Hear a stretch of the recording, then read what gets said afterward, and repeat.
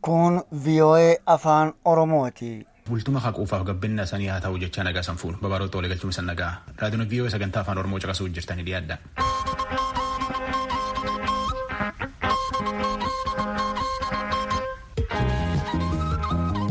raadiyoon VOA sagantaa afaan oromoo wixataa gijimaataa galgala sa'aatii 2 akka sa'aatii 3 meetira baandii 22 fi VOA 24 irra dabarsuu jirlaayyuu jalqaba. Jumaataan majii tokko barkum 2021 keessa jira. Ansoora Alaaqeeti. Waan adda sanitti himnu keessa bulchootii abaa'uu jedhanitti itti gaafatamtoota paartii isaanii mani murtii akka ajajaan akka gadalakki isaan ajajullee poolisii idditi. Yuunivarsiitii Finfinnee keessatti barataa sababa qormaataa wal qabatee lubbuudhaaf irratti waan inni irratti lubbuudhaaf qorachuu jiran. Addee Aagituu Adaa'u daldaltuun beekamtuun Xaaliyaana harka namaatti lubbuudhaaf jedhanillee qorachuu jiran. Ganni 2020 keessattuu baqataa maal fakkaata? Tanirraallee itti namtu dubbifne. Waan adda sanitti himnu keessaa tokko oduu isaan fanne namoonni nutti.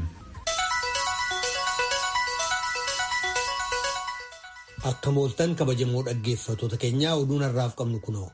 Humnoonni nageegumsaa Itoophiyaa ajjeesamuu wallisaa beekamaa Haacaaluu Hundeessaatii booda hokkara lubbuu namoota hedduu galaafate irratti namoota 75 ajjeesan 200 ol immoo madeessan jedha gabaasaan haaraan koomishiniin mirga namoomaa Itoophiyaa baase. Namoonni 30 ol ta'an immoo hokkaraa. Namoonni 37 ol ta'an immoo hokkara bifa sablammummaa qabuun haala suukanneessaan ajjeesaman jedha gabaasaan kun. Bal'ina oduu kanaaf sora.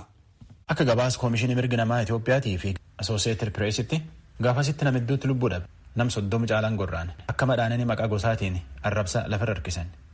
Naannoo waldhabii gosa akka malee tammaatetti nam 123 akka malee gara ammeennan fixan nam 500 caalaatti miidhan. Ijjeecha lana akka gabaasa kanaatti wanjaa ilmi namaa irratti hojjetan mala akka akkaatiin fayyadaman babal'isanillee. Wallabaaf jeequmsi gosa kunin waan muummee ministeera Itoophiyaa Noobeelii badhaafame Abiyyi Ahmed rakkisi guddoo keessa tokko jedhe gabaasii koomishinii mirga namaa Itoophiyaa kunin muummee ministeera Itoophiyaa akkumatti wal obseetiin wal danda'uu gaafatee jedha gabaasii koomishinii mirga namaa Itoophiyaa.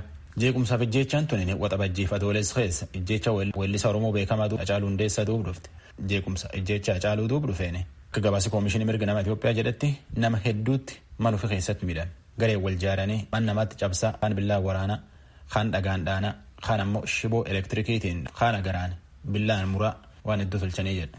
Namkum jaa'olii takkanaan baqate qabeenya 900 saaman gubanii balleessanillee jedha. Akka gabaasa koomishinii mirga namaatti jeequmsi kunin gosa Amaaraatii fi amantii Ortodoksii irratti xiyyeeffate. Warreen nagaa eegsisoota akkasitti hojiin itti jabaattullee akka isaan itti nagaa eegane. Saatii akkasitti humnitii isaan ittiin deemane waan nam shakkisiisa hedduu qabaa'e.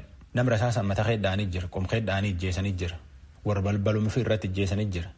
Jaarolee adoo araarsituu tan jidduu lubbuu dhabanii jirtan nama mataan fayyaan taatiin kan ijjeessan fa'aa jira jedha. Warri nagaa eegulleen akka kanaan kan lubbuu dhabeetiin jira jedha. Poolisiif bulchootilleen warri rakkanne jedhee itti iyyeetellee dafanii dhaqqabuu dhabuu fa'aa jira jedha. Poolisiin yoo tokko yoo rakkoon tun dhalattu ufuma ijaajjanii ilaalaniyyuu jedha. Akka laftiif deemte waan nama yaaddeessaati warri qorateetti. Gammootummaa Itoophiyaatiin tan irratti yoosum deebiin argannee jira koomishinii mirga namaa.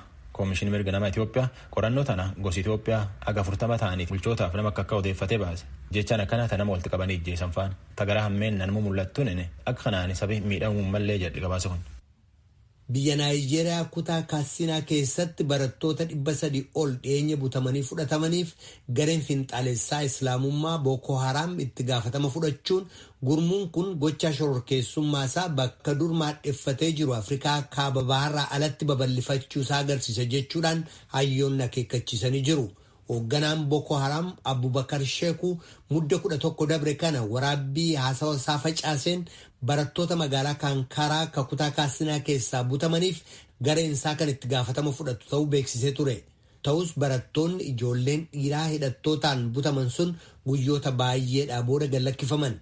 Barattoota butaman sanaaf gareen Boko Haram itti gaafatama fudhates dhiises nagaaf tasgabbiin Naayijeeriyaa kaabaa keessaa yaaddessaa ta'uusaa gochaan kun mallattoo agarsiisuu jedhu hayyoonni kun. Naayijeeriyaa keessa maadheffateef mootummaa Islaamummaa uumuudhaaf waggoota 10 dabreef waraana lootesentummaa geggeesse gareen Boko Haram agammaatti lubbuu namoota 36,000 galaafatee kanneen miliyoonotatti lakkaa'aman immoo manaaf qe'ee isaaniirraa buqqisee jedhama. Kan dhagaa jirtan as Waashingtan DC irraa kan dabru raadiyoo sagalee Ameerikaa sagantaa afaan Oromooti. Uummanni addunyaarraa biliyoona 7.8 ta'u sababaa vaayirasii koronaaf jecha utoo akka durii walitti yaa'een ayyaaneffatiin bara 2020tti nagaa dhaamee bara haaraa 2021tti ce'e. Raashiyaa keessatti ayyaaneffannaan waggaa haaraa silaa uummanni walitti yaa'ee geggeeffataa ture baay'een isaanii haqame. Garuu magaalaa ayyaaneffannaa jalbultii bara haaraa akka taatetti ka beekamtu Kaaluugaa keessatti jiraattonni akka sirnawwan ayyaaneffannaa hin geggeeffamne fedhaniyyuu turistootaaf sirna ayyaaneffannaa geggeessamee jira. Moskoo irraa gara kibba lixaatti kiiloomeetira 150 irratti argamti magaalaan Kaaluugaa. Turkiin guyyoota 4 waan hundinuu akka cufamu labsuudhaan bara haaraa 2021 simatte. Pireezidaantiin biyyattii Recep Tayyip Erdogan yoo hoteelota keessatti seera ala ayyaaneffannaan geggeessaman akka humnoonni nageegumsaa tarkaanfii fudhatan akeekkachiisan. Brussels irraa aga Jarmanii magaalaa Berliinitti sababaa vaayirasii koronaatiin ayyaaneffannaan uggurame turuunsaas beekamee jira.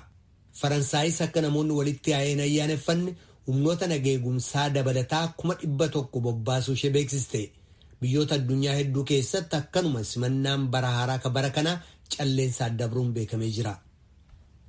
Guutummaa addunyaa irratti lakkoobsi namoota vaayirasii koronaatiin qabamanii miliyoona 83 walakkaa ga'ee jira. Hospitaala Johns Hopkinsitti waaltaan odeeffannoo vaayirasii koronaa har'a akka gabaasetti lakkoobsi namoota vaayirasichaan dhuman immoo miliyoona 1,800 ga'ee jira. United States ammallee lakkoobsa namoota vaayirasichaan qabamanii fi namoota du'aniitiin addunyaarraa sadarkaa tokkoffaarra jirti. Namoonni biyyattii keessatti vaayirasichaan qabaman gara miliyoona 20ti. Kanneen du'an immoo 345 akka gabaasaan Johns Hopkins kun jedhutti. Biyya Hindii keessatti lakkoobsi namoota vaayirasii koronaatiin qabamanii miliyoona 10,200 yoo ta'u kanneen du'an immoo 100,148. Biraazil keessatti immoo kanneen vaayirasichaan qabaman miliyoona 7,600 kanneen du'an immoo 195. Xumura irratti miseensi mana maree bakka bu'ootaa Itoophiyaa Dr. Adaan Haayilee umrii isaanii waggaa 70tti du'aan boqochuu isaanii maatiin isaanii beeksisanii jiru. Dr. Adaanaan ministeera deetaa ministirii barnootaa ta'uunis hojjetanii turan. Ilmi isaanii Biruk Adaan Haayilee akka jedhetti Dr. Adaanaan utuu miseensonni Ihaadeeg mana maree bakka bu'ootaa keessaan bahin dhukkubsatanii boqonnaa wallaansarra ka turan yoo ta'u achi boodas fayyaan isaanii utuu wayyaa'in hafee du'aan boqotan. Sirna awwaalcha isaanii Finfinneetti ka geggeessamu ta'uunis beekamee jira. Dhaggeeffattoota keenya oduun har'aaf qabnu kanuma.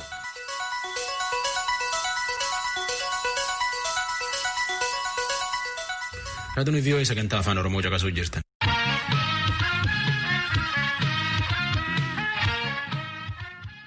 Bulchoota adda bilisummaa Oromoo manidhaa jiran akka waasiin bahan manni murtii ajajullee poolisii didee hidhuum jiran. Manni murtii waliigala Oromiyaa Uddee 16/2013 keessa akka obbo Lammii Beenyaatii fi obbo Daawud Abdataa nagaan bahan ajajullee poolisiin dideetiin aana sabbataa hawaasitti hidhaa jiran akka jecha abukaatoo isaanii obbo Tuulii Baay'isaatti. Obbo Tuuliin nama hedduu akka kanaan seeraan gargaaraa nama hedduu akka kanaan bahuu dhowwan jedha. Tsaahay Daamtoo dubbise. Miseensota koree hojii raawwachiiftuu fi qondaaltonni gulantaa adda addaa irratti argaman kan adda bilisummaa Oromoo manni murtii waliigala Oromiyaa kan mirga wabii eegee fi bilisaan gaggeesse poolisiin gadi lakkisuu didee jedhu abukaatoon namoota kanneenii obbo Tuulii Baayisaa. Akka obbo Tuuliin jedhanitti qondaaltonni siyaasaa adda bilisummaa Oromoo obbo Lammii Beenyaa fi obbo Daawit Abdataa namoota himanni irratti banamee mirgi wabii eegamee fi dhimma isaanii mana murtiitti deddeebi'anii hordofaa jiran akka ta'e ibsaniiru. Kan Daawutii fi kan Lammiidha himanni irratti dhiyaatee ture isaan irratti mana murtii waliigala Oromiyaa dhaddacha naannaa magaalaa Sabbataa kan maaddeeffate irratti himata kanaan manni murtii qarshii 20,000 eegeefii ture isaanis bahanii turanii amma torbee 3 ta'ee jira mana murtiitti dhiyaatanii dhimma isaanii hordofuudhaaf mana murtiitti yoo isaan argaman poolisiin komishinii Oromiyaa qabee hidhee beellamarraa isaan hambise dhiyaadhaa ibsaa yoo jedhaman dhiyaatanii poolisiin maal jedha jarri kun biyya alaatti baduudhaaf kan deeman ta'uu odeeffannoo dhagayeetiin qabe jedha. Garuu isaanii kan qabaman mana murtii keessaati. Dhaddacha mana murtiirraa yoo gadi ba'an qabamanii inni kunis nama amansiisaa miti waan dhugaas miti. Sana booda mana murtiitti dhiyeessuu didanii beellama 2-3 ergaafanii booda mana murtii dhiyaatanii ragaan irratti dhaga'amee manni murtii waliigala Oromiyaa yeroonni kun lamaan ofirraa ittisuun qabanii ragaan namaas kan barreeffamaan abbaan alangaa dhiyeesses irratti mirkaneessu waan ta'eef bilisaan akka geggeeffaman jechuudhaan torbee irraa murtii kana kennee ture manni murtii waliigalaa. Haa ta'u malee hanga har'aatti namoonni kun gallakkifamanii jiranii mana hidhaa rakkisaa ta'e keessatti hidhamanii jiru. Mana waajjira poolisii aanaa sabbataa hawaasitti hidhamaniiti kan jiranii. mana kutaa meetira 4 baay'isuu 4 taate keessatti yoo xiqqaate nama 19 keessatti hidhamee bulaa gaafa baay'ate immoo hanga nama 36 ta'anii keessa bulu liishoollee miti manni kun konkiriitiidha kan isaan irra bulanii uffata qabanii firaashan qabanii akkasumatti simintoo kanarra bulaa jiru jechuudha jaroonni kun lamaan maatiin isaaniitii fi abukaatonni isaanii ana malee namoota baay'ee jira bakka hedduutti deddeebinee komishinii poolisii oromiyaa jaroota kana maaliif akka hidhe aangawoota argannee dubbisuudhaaf yaaliin goone nu mirkanoofne sababii sitti himanii namni dhimmisaa laallatu jiru siin jedhanii tangammaatti namoonni kun hidhamanii jiru. Haaluma wal fakkaatuun miseensonni koree hojii raawwachiistuu adda bilisummaa Oromoo obbo Mikaa'el Booranii fi obbo Kennisaa Ayyaanaas abbaan alangee naannoo Oromiyaa yakka ittiin himadhu hin qabu jedhee manni murtiis wabiidhaan kan gallakkise poolisiin gad lakkisuu didee jechuun abukaatoon isaanii obbo Tuuliin dubbataniiru. Akka waliigalaatti namoonni gidduu kana ajajni irratti kennamee jiru Kennisaa Mikaa'el Booranaa yookaan Mikaa'el Baqqalaa Abdul Gaffaar fa'aa obsaa fi saafaa ta'anii namoonni kun yeroo dheeraatiin mana murtii aanaa magaalaa Sulultaatti deddeebi'aa turanii mirgi wabii eegamee fi yeroo dheeraa deddeebi'aa turanii mirgi wabii erga eegamee fi booda hanga ammaatti hin gadhiifamne namoonni kun mana hidhaa naannoo 6 kiilootti argamu sana keessa turanii amma gargar faffaca'anii Kennisaa Ayyaansaa Mikaa'el Baqqalaa kan Booran Abdul Gaffaarii fi obsaan fa'aa galaan jiru. Karbiraan Dooktar Hussein Kadir Fayyidaa Finfinneedhaa qabanii Gaarfaa geessanii manni murtii aanaa Gaarfaa mirga wabii eegee fi achi gad lakkisuu didee komishiniin poolisii Oromiyaa fidee as mana murtii aanaa magaalaa Lagataafoo Lagadaadhii geesse manni murtii sunis mirga wabii eegee fi maallaqa qabsiifnee hanga ammaatti hin baane namni kun yommuu dabarsanii magaalaa Galaanitti hidhamanii jiru. Isaanis amma yeroo sadaffaadhaaf waan goonamne mana murtiitti akka isaan dhiyeessan jennee kaleessa mana murtii aanaa magaalaa Galaanitti yennaa galchinee turre manni murtii aanaa magaalaa Galaanis gaafa 27 fuula keenya dura kana jirutti mana murtiitti akka dhiyaatanii ajajee jira. Haa ta'u malee namoonni kun hundi isaanii kan nama maqaa siidhee mirgi wabii eegamee maallaqni qabsiifamee sababa tokko malee yookaan ifanni irratti hin dhiyaanne yookaan mirga wabii isaarratti ol iyyatanii ajaja mana murtii sana hin jijjiirsifne. Akka gorsaan seeraaf abukaatoon namoota kanneen ibsanitti namoonni hedduun kan manni murtii wabii fi bilisaan gadi lakkisaa jiru ajaja mana murtii poolisiin hojiirra oolchuu dhabuudhaan namoonni kunneen ammallee mana hidhaatti argamu jedhu. Haalli namoonni kunneen itti mana hidhaatti poolisiin gadi lakkisuuddaa jiru kun walabummaa mana murtii gaaffii keessa galcha jechuunis obbo Tuuliin ibsaniiru. Namni tokko yakka yoo shakkameen qoratamaa sana booda mana murtiitti dhiyaata.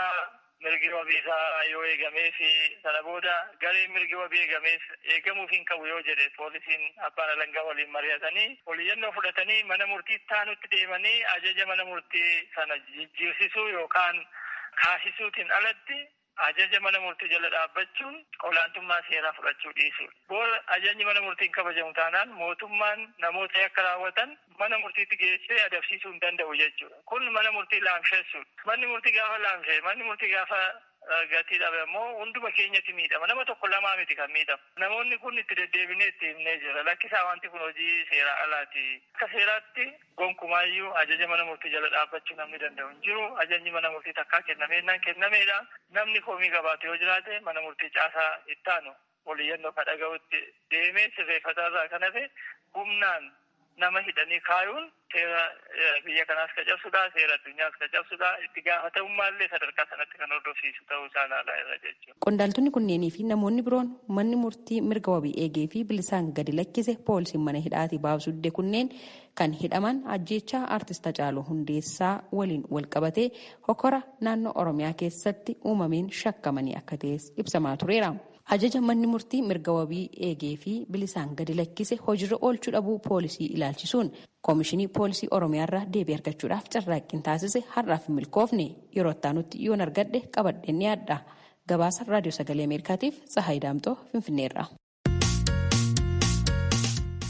Yuunivarsiitii Finfinneetti barataa tokkotti sababa qormaataatiin wal qabatee lubbuudhaan Federeeshinii Waldaa Warri Qaamii Miidhamee Itoophiyaa akka mootummaan waan kana diidessee qoratu gaafate. Yuunivarsiitiin Finfinnee illeen koomishiniin poolisii Finfinnee waan kan qorachuu jira jedhe.